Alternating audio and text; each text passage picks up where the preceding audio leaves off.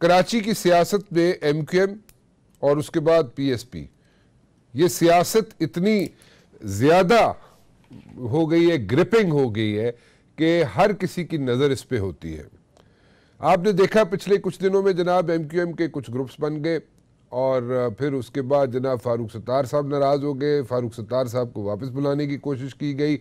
मकबूल सिद्दीकी साहब उनको कहते हैं जनाब कि आप वापस आ जाए, और वापस आने का भी तरीक़ाकार ये था कि इस तारीख तक आ जाए, नहीं तो उसके बाद आपकी तनख्वाह काट दी जाएगी। सो ये तरीक़ाकार जो था किसी पार्टी के हेड के लिए मुनासिब नहीं था। बट स्टिल PSP जो है वो अपने रोल प्ले करने की कोशिश कर रही है। PSP में लोग आ रहे हैं लेकिन कुछ लोग जा भी रहे हैं। क्या रीज़न्स हैं ये भी हम जानना चाहेंगे, और आइंदा आने वाले इंतखाबात में PSP क्या अहम रोल अदा कर सकेगा। मेरे साथ मौजूद है जनाब अनीस कायम खानी साहब। अनीस कायम खानी साहब के बारे में ये कहना गलत नहीं होगा कि अनीस कायम खानी साहब की जो इन रोड्स हैं, यानी कि अनीस कायम खानी साहब के साथ जो वर्कर्स हैं, पुराना MQM का जो वर्कर है वो इन्हें दिलो जान से चाहता है, और अनीस कायम खानी साहब ही एक शख्सियत है जो PSP को लेके चले और ग्राउंड लेवल पे बिल्कुल निचले दर्जे तक अनीस कायम खानी साहब ने उसमें अपने मेरे ख्याल में खून पसीना लगाया और उसके बाद PSP बनी।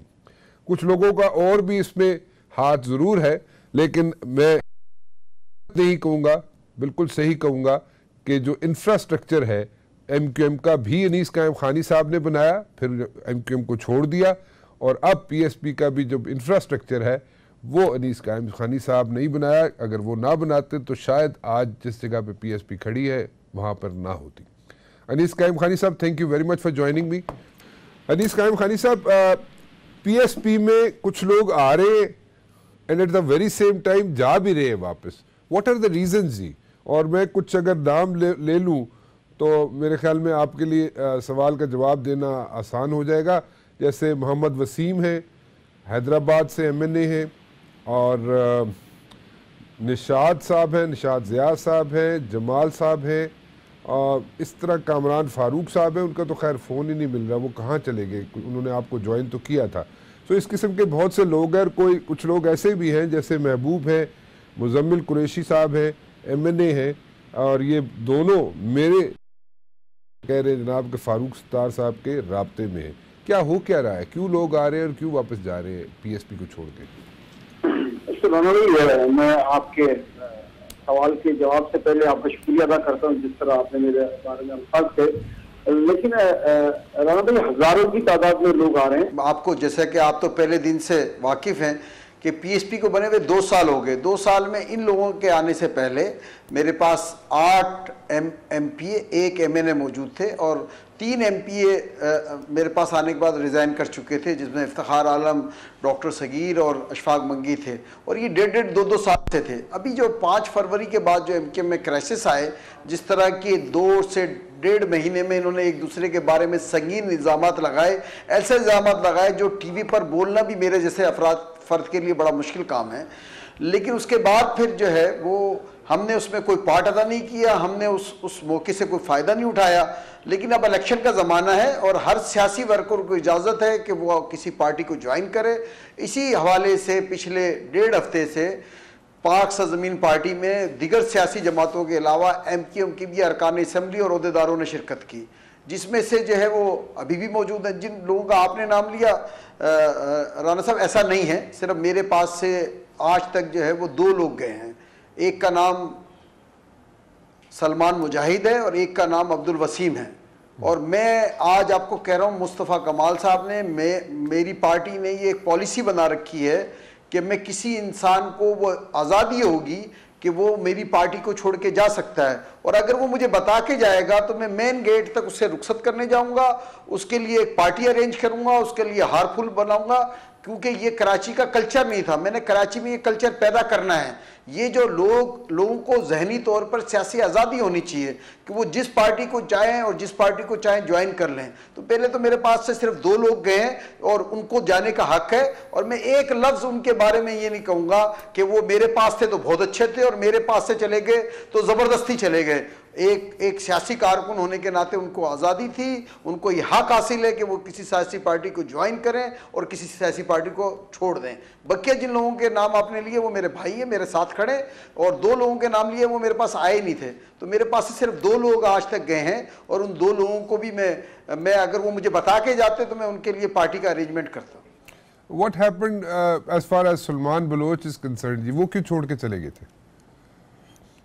मुझे नहीं मालूम, आज तक मेरी उनसे बात नहीं हुई, और लेकिन मैंने एक लफ्ज़, मेरी और मेरी पार्टी ने एक लफ्ज़ नहीं कहा उनसे। अभी अब्दुल वसीम गए हैं, वो मेरी पार्टी ने एक लफ्ज़ नहीं कहा, और मेरी नेक ख्वाहिशात उनके साथ हैं। अगर वो मुझे बता के जाते तो आप यकीन करें मैं उनके लिए पार्टी का अरेंज करता, और गेट तक मैं और मुस्तफ़ा कमाल और मेरी पार्टी छोड़ने जाती उनको। अच्छा, ये happened in the 2 groups of MQM जी, कुछ बताना पसंद करेंगे अदर देन द इश्यूज जो कि कामरान तसूरी के इश्यूज थे, उसके अलावा भी कोई इश्यूज थे, और कोई आपकी समझ में आती है ऐसी चीज़ कि कोई और भी इश्यूज थे? कोई फाइनेंशियल इश्यूज थे, कुछ पेमेंट्स कर दी मेयर साहब ने, पुरानी पेमेंट्स कुछ करनी थी वो कर दी, उसका हिसाब किताब मांगा गया, जिसकी वजह से मेयर साहब भी नाराज़ हो गए, फारूक सत्तार साहब को भी हीट फेस करना पड़ी। क्या ये वजूहात थी, या वाकई कामरान तसूरी जो है वो सारी बुराई की जड़ थे? नहीं, मेरा ख्याल मैं तो उस पर मैंने आपसे पहले इसके तरह ना भाई, हमने तो इस 2 महीने के दरमियान कभी ये गुफ्तगू नहीं की, लेकिन ख़ुद मैंने गुफ्तगू टीवी के ज़रिए सुनी है कि फ़ारूक सत्तार साहब ने मेयर कराची पे संगीन इल्ज़ामात लगाए, उन्होंने दीगर रहनुमाओं पे संगीन इल्ज़ामात लगाए। खालिद मकबूल साहब ने फ़ारूक सत्तार साहब पर पता नहीं ख़वातीन की और पता नहीं क्या क्या इल्ज़ामात लगाए। अपने योम तासीस पे जो उनकी तकरीर थी वो बड़ी संगीन तकरीर थी। और इस तमाम सूरत हाल में मैं राना भाई आपके आज प्रोग्राम की तवज्जो से बताना चाहता हूँ कि ये खालिद मकबूल साहब और फ़ारूक सत्तार साहब MQM नहीं थे, सिर्फ हम भी MQM थे। और आपको तो पता है, आप 90 पर इंट्रोड्यूस करने आते रहे हैं, तो 2013 को तो मैं वहां पर पार्टी को चला रहा था। तो ये जितने MNA MPs हैं, जितने वर्कर्स हैं, जितना वो फारूक सत्तार साहब को जानते हैं, खालिद मकबूल साहब को या दीगर ओहदेदारों को जानते हैं, उससे ज्यादा मुझे भी जानते हैं, और हम सब एक दूसरे को जानते हैं। तो पहले दिन से MQM के लोग मेरे पास आ रहे थे। अभी उन्हें आने का सिलसिला MNA MPs का इसलिए ज्यादा हो गया कि जो 2-2.5 महीने से जो एक दूसरे पे जो आपने खुद फरमाया संगीन इल्जामात, और वो ऐसा नहीं है कि मैं लगाऊंगा तो हो सकता है, या मुस्तफ़ा कमाल साहब लगाते तो कहते कोई फ्रीक है, पार्टी छोड़ के चले गए इसलिए लगा रहे हैं। खुद खालिद मकबूल साहब ने, उनके रहनुमाओं ने, जिसे बहादराबाद कहते हैं, फिर PIB के लोगों ने, और आज के दिन तक लगा रहे हैं। आज सुबह भी, दोपहर में भी फारूक सत्तार साहब ने प्रेस कॉन्फ्रेंस की है, फिर उन्होंने बहादराबाद के ऊपर संगीन इल्जामात लगाए हैं कि उनकी सेनेटर के साथ किया। तो ये एक बहुत बड़ी वजूहात है एक दूसरे पे संगीन इल्जामात की। उसमें कामरान तसूरी साहब भी हो सकते हैं, दिगर भी हो सकते हैं, लेकिन हम उन्हें जानते हैं 35 साल से। मेरा ख्याल यही होना था, इसका यही होना था, आप ये एक्सपेक्ट कर रहे थे? यही होना था, बिल्कुल ऐसे था। इसलिए वजह है इसकी राना भाई क्या? और मैं कोई इस पर ज्यादा बात नहीं करना चाहता, लेकिन मैं इतना जरूर कहना चाहता हूं कि मैं 35 साल से सबको जानता हूं। 22 अगस्त को एक वाकया हो गया, अल्ताफ साहब ने पाकिस्तान मुर्दाबाद का नारा लगा दिया। 23 अगस्त को इत्तफाकिया तौर पे सब लोग जमा हो गए। अल्ताफ साहब की 35 साल पार्टी को 1.5 साल में खत्म कर दिया गया। 1.5 साल में अल्ताफ साहब की 35 साल पार्टी MQM के कारकुनान को 1.5 साल में खत्म कर दिया। मैं इन सबको जानता हूं। ये जो इल्जामात एक दूसरे पे लगा रहा हूं, मेरा ख्याल इसका अंजाम यही होना था। अच्छा, तो आप ये सब चीजें एक्सपेक्ट कर रहे थे कि ऐसा ही होगा, और आइंदा आपके ख्याल में ये दोनों ग्रुप्स का इल्हाक तो मेरे ख्याल में मुमकिन नहीं हो पाएगा। तो क्या आइंदा आने वाले 2018 के इलेक्शंस में MQM जो है वो कहाँ पे खड़ी नजर आती है आपको? सेनेट में तो आपने देख लिया ट्रेलर, एक ट्रेलर चला, उसमें से 4 में से 1 सीट रहेगी। आइंदा आने वाले इलेक्शन में भी क्या पीपल्स पार्टी इसका बेनिफिट उठाएगी, ये सारी लड़ाई झगड़ा जो है MQM का, या उसमें से आपको भी बेनिफिट कोई मिलेगा? और क्या मजीद MQM टूटेगी, या उसमें कोई संवरने के कुछ चांसेस हैं? मैं इसलिए पूछ रहा हूँ कि कराची के अवाम जो है दे आर कंसर्न जी। मैं राना भाई बड़े एतमाद से आपको बता रहा हूँ, कोई पीपल्स पार्टी को फ़ायदा नहीं मिलेगा। पाक सरजमीन पार्टी 2018 के इलेक्शन में कराची समेत हैदराबाद, मीरपुर ख्वात, नवाबशाह से जो उर्दू बोलने वाले इलाके, जो एमक्यूएम के रवायती हल्के थे, वहाँ से स्वीप करेगी। और इंशाअल्लाह ताला हम लसानी सियासत नहीं कर रहे, आप देखेंगे हम लियारी से भी इलेक्शन लड़ेंगे, हम सिंध, पूरे सिंध भर से इलेक्शन लड़ेंगे। और मैं आपके प्रोग्राम से फिर दोहराता हूँ, आइंदा सिंध का होने वाला वजीर आला या तो पाक सरजमीन पार्टी का होगा या उसका हिमायत याफ्ता होगा। बहुत बड़ी बात कर रहे हैं आप वैसे अनीस भाई, आपने बहुत बड़ा टॉल क्लेम कर दिया। अच्छा मुझे एक बात बताइए, मैं आपके प्रोग्राम की तरफ से कह रहा हूँ। अच्छा अनीस भाई, मुझे जो समझ आती है, जितना मैं आपको जानता हूँ, आपने जो इंफ्रास्ट्रक्चर था, जो एमक्यूएम का इंफ्रास्ट्रक्चर था, वो आपने बनाया, यूनिट लेवल पे हो या सेक्टर लेवल पे हो या जितने ये सारे ग्राउंड पे जितना वर्कर था, वो आपका बहुत ताबेदार है और आपकी बहुत रिस्पेक्ट करता है आज भी। और उनमें से जो मुझे समझ आती है, या मेरी जो इतलात है उसके मुताबिक कि जो ग्राउंड लेवल का जो वर्कर है, वो आप उसको अगर एक इशारा करें तो वो सब आपके पीछे, नहीं तो कम से कम मेजॉरिटी जो है आपके पीछे आने के लिए तैयार है। तो फिर आप इंतज़ार किस चीज़ का कर रहे हैं? अभी राना भाई, एक तो शुक्रिया, फिर मैं आपका शुक्रिया अदा करूंगा कि आप मेरे बारे में ऐसे अल्फाज अदा कर रहे हैं, लेकिन ये सबकी मेहनत होती है, मैं अकेला नहीं हूं, मैं आपको ईमानदारी बताऊं। मैं इंफ्रास्ट्रक्चर में तो देखें, आप जो मर्जी के निसाब, आप जो मर्जी कहते रहे, लेकिन इंफ्रास्ट्रक्चर जो था, जो एमक्यूएम का इंफ्रास्ट्रक्चर बनाया था, वो तो आपने बनाया था।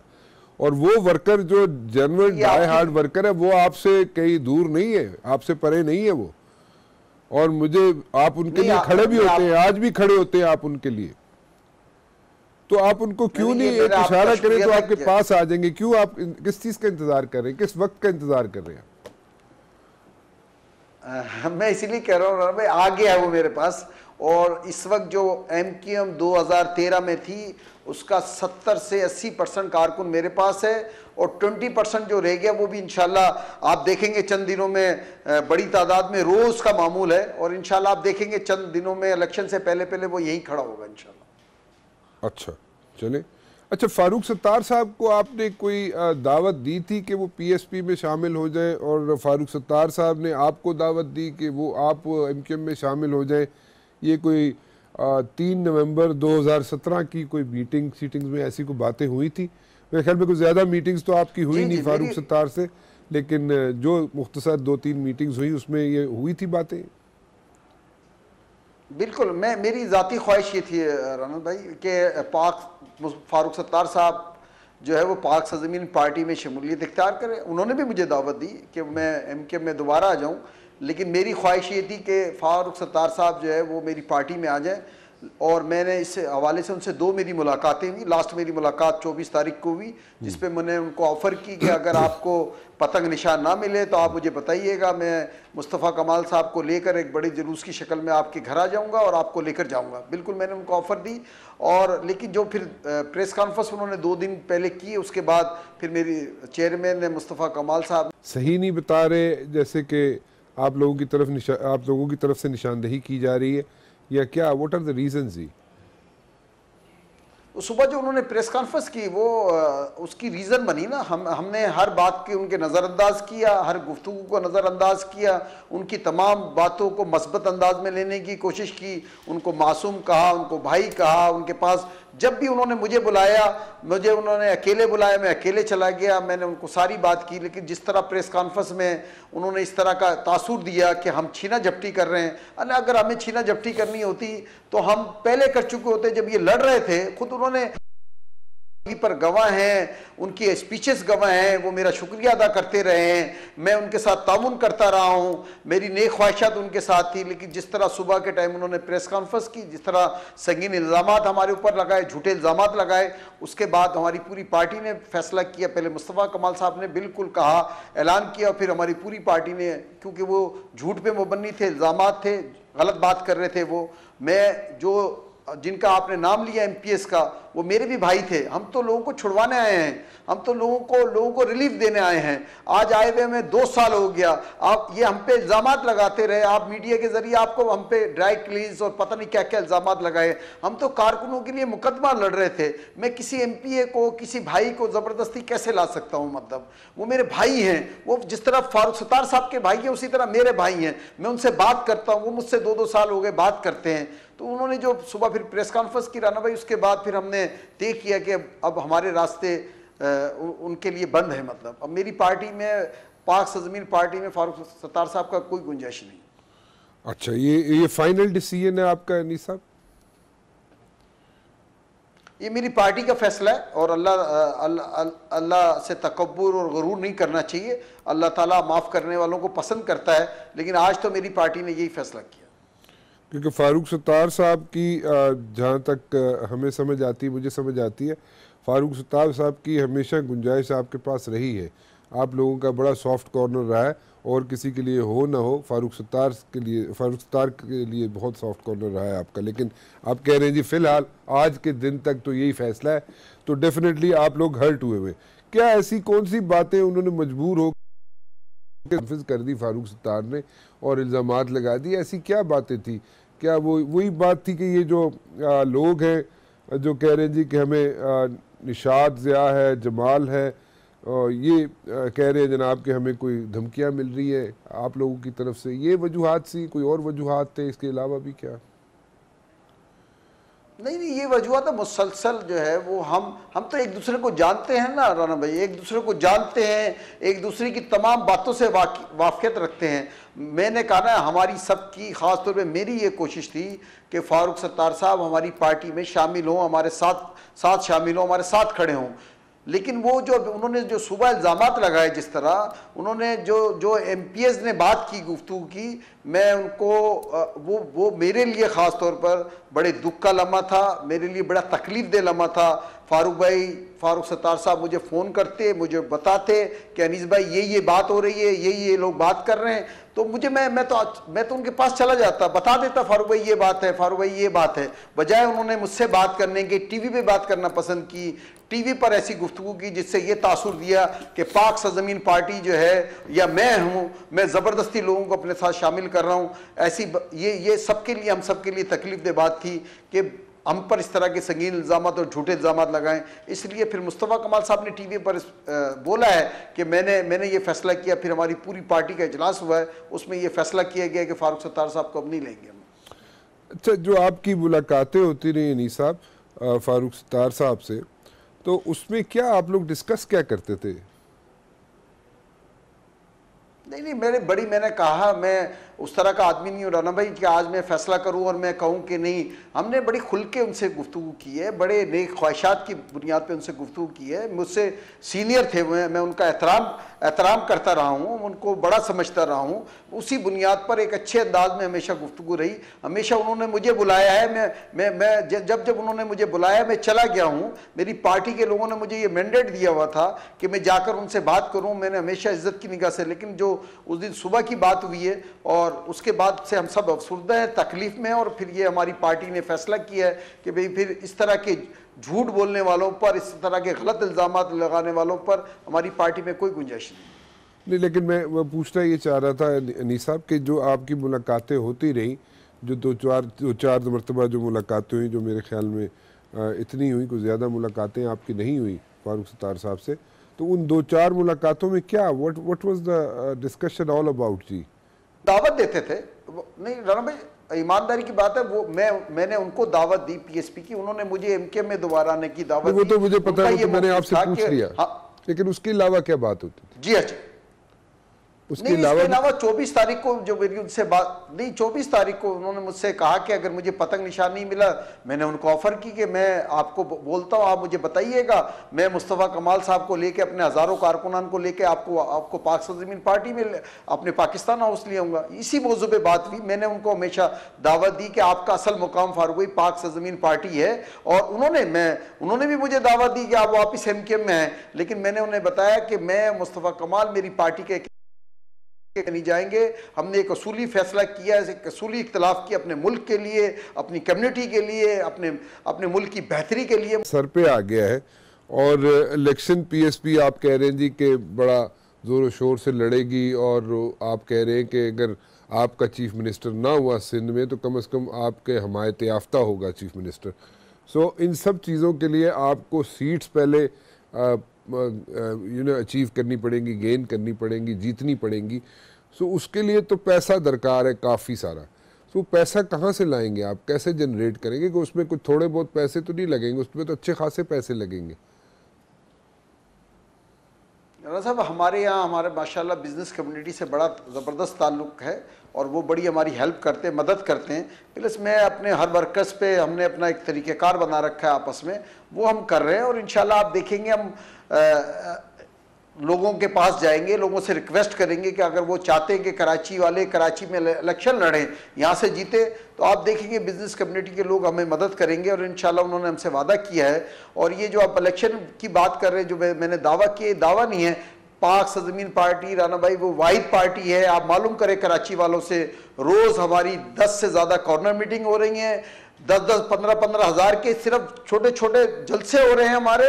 वो कॉर्नर मीटिंग होती है, वो जो जलसे में तब्दील हो जाती हैं। हमने अभी 24 दिसंबर को लियाकताबाद में तकरीबन 1.5 से 2 लाख का बड़ा जलसा किया है, सुबह शाम। मेरा इलेक्शन सेल आके आप देखें, मेरा दावा है किसी सियासी पार्टी का वो इलेक्शन सेल नहीं होगा जो पाक सरजमीन पार्टी का है। सुबह शाम अपनी वर्किंग कर रहे हैं। इंशाल्लाह अपनी वर्किंग से, लोगों के ताउन से इंशाल्लाह हमारे जो फाइनेंस के मसले भी हल होंगे और इंशाल्लाह लोग हमारी मदद करेंगे। मेरे ख्याल में अनीस साहब, जो मुझे समझ आती है, मैं हो सकता है गलत कह रहा हूँ, लेकिन अगर मैं गलत कह रहा हूँ तो आप प्लीज़ मुझे करेक्ट कर दीजिएगा। जो मुझे समझ आती है कि अगर इस लार्ज स्केल में, इतने लार्ज स्केल पे पीएसपी इलेक्शन लड़ना चाहती है, not only in Karachi, Sindh में लड़ना चाहती है, हैदराबाद में लड़ना चाहती है, सो ये सारी चीज़ें अगर खर्चे देखे जाएं तो कुछ नहीं 2-4 अरब रुपया तो ज़रूर लगेगा। तो 2-4 अरब रुपया आपको आपकी बिजनेस कम्युनिटी जनरेट करके दे सकेगी? बिल्कुल दे देगी, बिल्कुल दे देगी। हमारी जो है वो तकरीबन 2 साल से मीटिंगें चल रही हैं। बिज़नेस कम्युनिटी, कराची की बिज़नेस कम्युनिटी हो या हैदराबाद की हो या मीर पुखार, सखर, वो सब हमें जानते हैं। वो मुस्तफ़ा कमाल साहब के जो उनके निज़ामत के ज़माने के काम उन्हें जानते हैं। उन्हें पता है शहर में अमन होगा, तरक्की होगी, सियासी एक्टिविटीज़ होगी, उनका कारोबार जनरेट होगा। मैं तो MQM की तरह कोई चंदा तो नहीं करूँगा उस तरह जो एक आम आदमी उससे ज़बरदस्ती है। मैंने ज़कात फ़ितरा जमा नहीं करना है राना भाई, मैंने खाले जमा नहीं करनी है। तो मेरे पास तो एक यही तरीका है कि मैं बिज़नेस कम्युनिटी के पास जाऊँ। आप कराची की बिज़नेस कम्युनिटी से बिल्कुल आप मालूम कर सकते हैं कि हम उनके पास जा रहे हैं, उनसे रिक्वेस्ट कर रहे हैं, उन्होंने हमसे ताउन की यकीन दहानी कराई। अच्छा अनीस साहब, एक बात समझाइएगा, अगर सरपरस्त आला बना दिया जाता है MQM का, और MQM का सरपरस्त आला जो है वो बना दिया जाता है डॉक्टर इशरत इबाद को, जो साबिक गवर्नर रह चुके हैं सिंध के, तो उसमें आपको कोई एतराज़ या आप उसको how do you take it जी? नहीं, हम तो इशरत इबाद साहब को मानते ही नहीं हैं। और जिस तरह वो यहाँ से गए हैं, जो उनके ऊपर संगीन इल्ज़ामात हैं। और मैं तो पाक सरजमीन पार्टी में तो MQM नहीं हूँ। अगर MQM वालों को इशरत इबाद कबूल हैं तो वो कबूल कर लें। वो जिस तरह उनके ऊपर संगीन इल्ज़ामात, जिस तरह वो गए हैं, हम मतलब पाक सरजमीन पार्टी ना इशरत इबाद को एक कारकुन मानती है, ना अपनी पार्टी में जिस तरह फारूक सत्तार साहब के लिए गुंजाइश नहीं है, इसी तरह इशरत इबाद साहब के लिए भी कोई गुंजाइश नहीं। लेकिन आपने फारूक सत्तार साहब के लिए तो बोला नहीं जी कि एज ऑफ टुडे आपके पास आप उनको समझते हैं कि उनको नहीं आना चाहिए, लेकिन पहले आपका सॉफ्ट कॉर्नर रहा है फारूक सत्तार साहब के लिए, और शायद कल आपकी पार्टी अगर डिसीजन ले ले कि फारूक सत्तार के साथ मिल के काम करना है या उनको वापस बुलाना है, तो मेरे ख्याल में उसमें तो आपका डिसीजन चेंज हो सकता है ना? नहीं, मेरा आज के दिन तो यही फैसला है। मैं सियासी आदमी हूँ, मैं कोई ऐसी बात मेरे चेयरमैन ने कहा, मेरी पूरी पार्टी ने फैसला किया है, आज के दिन तक तो ऐसे ही है। अच्छा चले ठीक है, लेकिन आपको डॉक्टर इशरत इबाद जो है वो आप उनको एक्सेप्ट नहीं करते? This is what you are saying?